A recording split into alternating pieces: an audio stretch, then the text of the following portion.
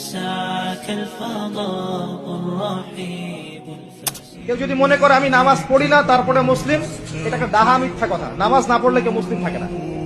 নামাজ কেউ যদি ছেড়ে দেয়, মান তারাকা সালাতান মুতাআম্মিদান ফাকাদ কাফার, নবী সাল্লাল্লাহু আলাইহি ওয়াসাল্লাম বলেছেন, কোন ব্যক্তি যদি সালাতকে ইচ্ছা করে ছেড়ে দেয়, কোন ব্যক্তি যদি নামাজকে ইচ্ছা করে ছেড়ে দেয়, সে ব্যক্তি কুফরি করে।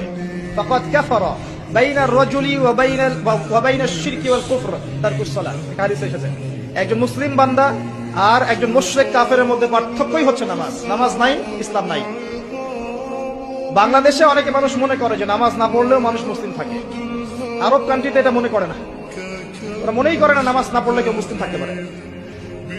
হ্যাঁ, এখানে দুটো বিষয় আসতে পারে। একজন ব্যক্তি আকীদা রাখে যে নামাজ পড়াটা ফরজ, এরপরে করছে না অলসতা করে, একে আমরা ফাসিক জালেম বলতে পারি। আরেকজন ব্যক্তির আকীদা হচ্ছে নামাজ না পড়লেও চলে, একে সুস্পষ্ট কুফরি ফতোয়া দিতে হবে।